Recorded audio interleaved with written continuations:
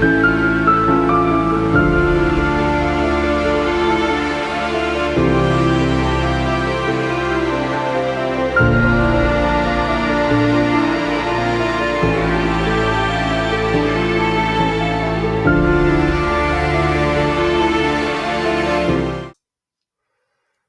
and welcome back to our next segment reading of the Asatru Edda.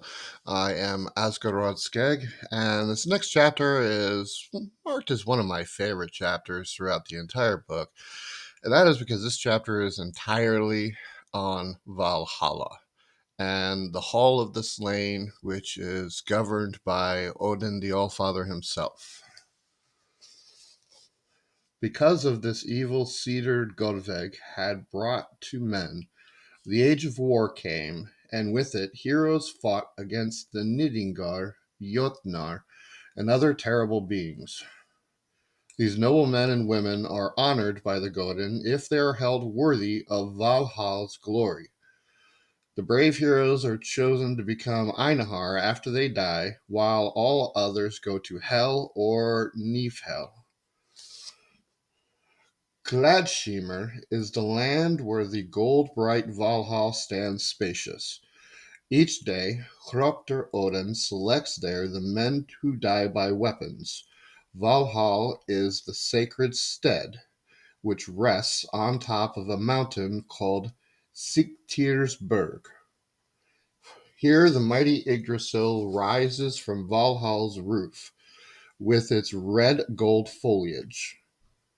It is easier for him to recognize who comes to Odin and beholds the hall. Its rafters are spears, it is roofed with shields, and breastplates are strewn on the benches. It is easy for him to recognize who comes to Odin and beholds the hall. A wolf hangs from the western door, an eagle hovers over it. The garmer who place back and forth guarding the tree's foliage are called Freki or Gifir or Geri. If you wish to know, they watch the watchers until the powers perish. They, the twin dogs, are strictly told not to sleep at the same time. When they are given the watch, one sleeps at night, the other by day. So no wight can enter if they come. The sword fallen, who are escorted by the Valkyr to the Hellthing, are met by their Fylgja and receives the Dirar Vegar. If one, fallen by the swords, lacks his Fylgjar, he must step down from the saddle and sit down on the bench of the dead. For he is certainly a Nidingar, and if he cannot defend himself with Malrunar, he is sentenced to the suffering of Niflhel with the judgment of Namali. The honorable warrior, after receiving the drink, sets out from the thing to visit his kinsmen on the fields of bliss, to look at the wonders there, until the time comes for him to journey to Asgard. They travel west over Vidhjalmur's Bru, Bifrost.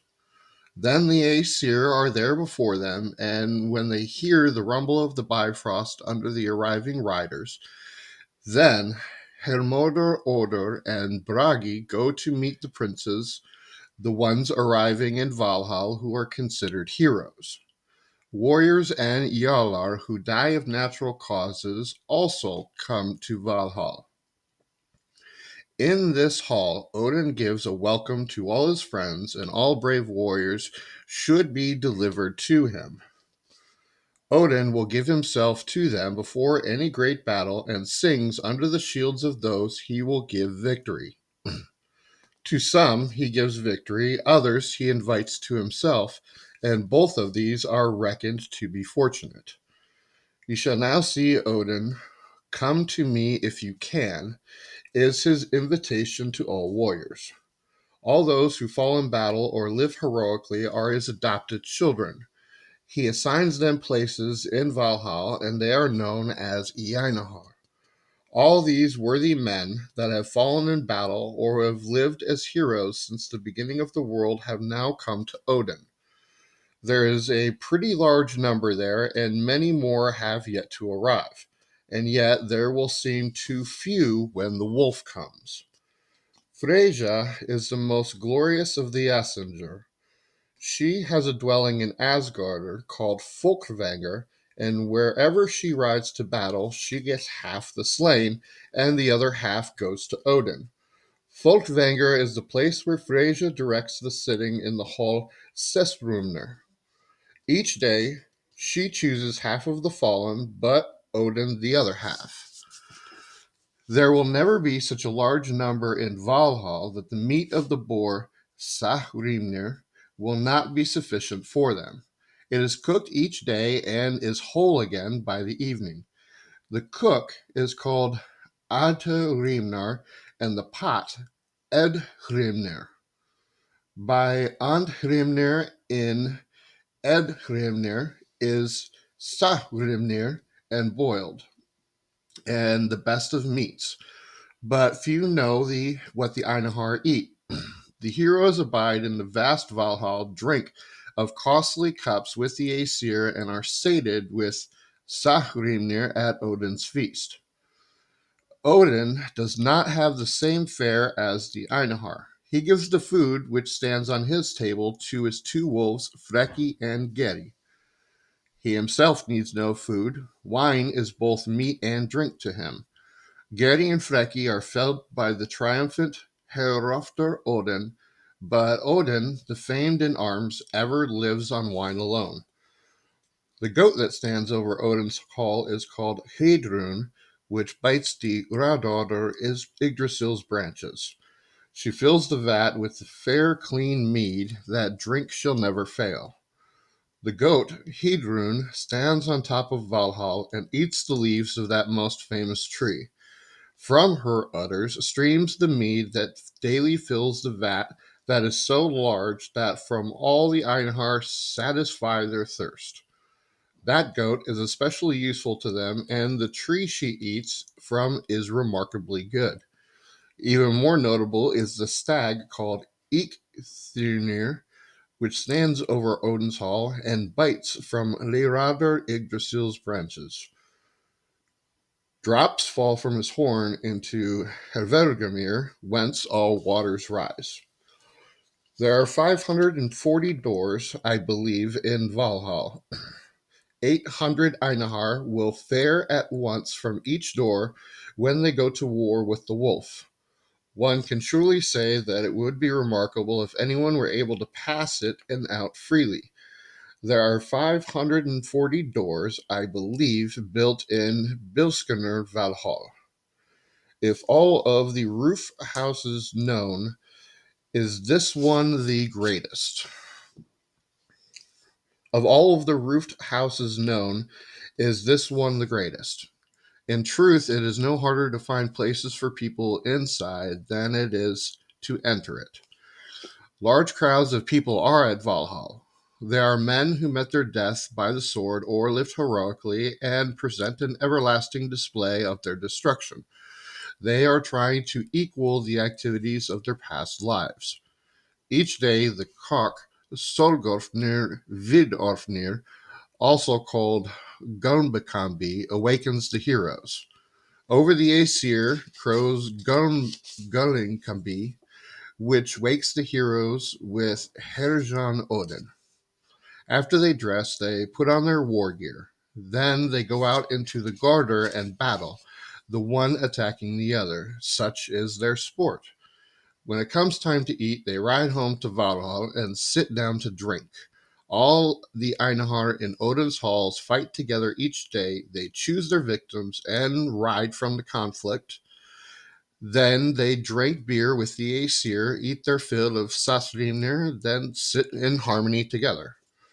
In the evening, when they go in the evening when they are about to start the drinking, Odin has swords brought into the hall.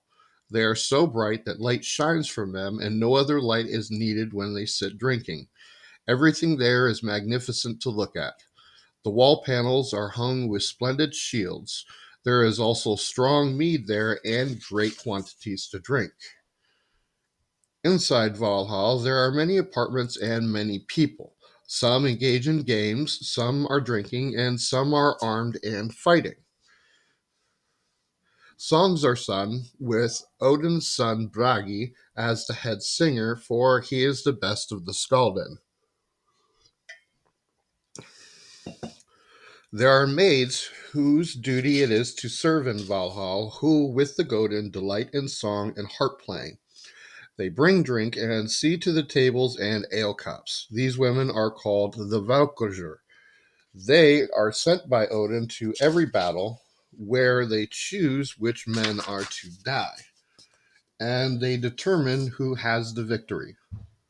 Gunnar and Rota are the youngest Norn, named Skuld, always ride to choose a slain and decide the outcome of a battle. The Valkyr wear helmets and carry shields.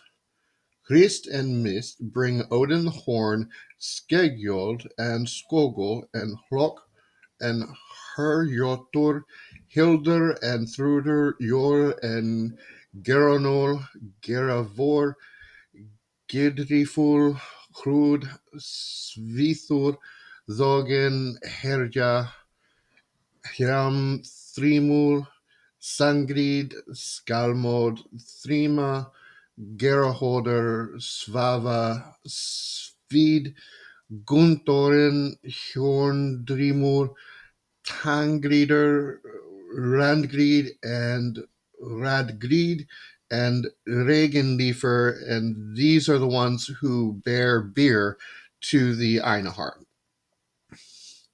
The Valkyr far travel are ready to ride over Godthrod, and Skuld bears a shield. Skogul is next, then Gunnar, Hiner, Gondol, and Gerskogul. Now are enumerated Herjum Odin's maidens, the Valkyr ready to ride over the earth. These beautiful battle maidens carry out Udr's death judgments and Udr Odr and carry the dead warriors to hell. They also protect the heroes they favor. Skuld herself personally brings some who may bypass the Thingstadr at Udabrunner to Valhall. When these great warriors are chosen, the Valkyr pronounce, "Now we must ride to the green world of the Godin and tell Odin that a mighty king is coming to see him." These southern Disir from Udr's realm fly through the air and over waters. The helmed maids come from heaven above to increase the clash of arms. As Nat arrives at Dellinger's door, the Valkyr leave for battle. Their horses shake themselves, and from their manes dew runs into the deep dales, hailed down on lofty trees. Thence comes harvest to men. When the sun-bright daughters of the south arrive, a ray gleams from Lagafjord, and from the ray lightning flashes. Then in the field of air comes the helmet brand of Valkyr, and their corsets sprinkled with blood, and beams of light shining from their spears. Occasionally they will sing during the battle, and this is their song. Blood rains from the cloudy web on the brood loom of slaughter. The web of man, gray as armor, is now being woven. The Valkyr will cross it with a crimson weft.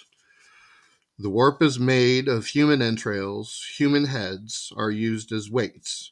The heddle rods are blood-wet spears. The shafts are iron-bound. The arrows are shuttles. With word we will weave this web of battle. The Valkyr go weaving with drawn swords. Hildur and Hrodrimur, Sangrid and Svipul. Spears will shatter, shields will splinter, swords will gnaw like wolves through armor. Let us now wind the web of war. With the young king once waged, let us advance and wade through the ranks. Our friends of ours are exchanging blows. Let us now wind the web of war and then follow kings to battle. Gunnar and Gondel can see there the blood-spattered shields that guard kings. Let us now wind the web of war where the warriors' banners are forging forward. Let their lives not be taken, only the Valkyr can choose the slain. Lands will be ruled by new peoples who once inhabited outlying headlands. We pronounce kings destined to die. Now the Yalar are felled by spears. The defeated men will suffer a grief that will never grow old in the minds of men. The web is now woven and the battlefield reddened, and news of disaster will spread through the lands. It is horrible now to look around as the red cloud, blood red cloud darkens the skies. The heavens are stained with the blood of men as the Valkyrs sing their song. We sang well victory, songs for the young kings. Hail to our singing. Let him who listens to our Valkyr song learn it well and tell it to others. Let us ride on horses hard on bare backs, with swords unsheathed away from here. Those who have become immortal look down on the mortals. Those who have become immortal look down on the mortals and protect their children here on earth. And Midgarder's atmosphere, through the entire airspace they travel, where one prepares to sacrifice and invokes them. When they come, the holy, faithful, and wise fathers with help and blessings for their children. They bring power, wealth, and descendants. They hear, help, and console. And they fight bravely and heroically in battle. Thank you very much for sitting in on our next segment reading on Valhalla. I hope you enjoyed the content. Please support the channel. Hit that thumbs up button. Make sure that you subscribe to catch all of our new content. And we will see you on the next segment.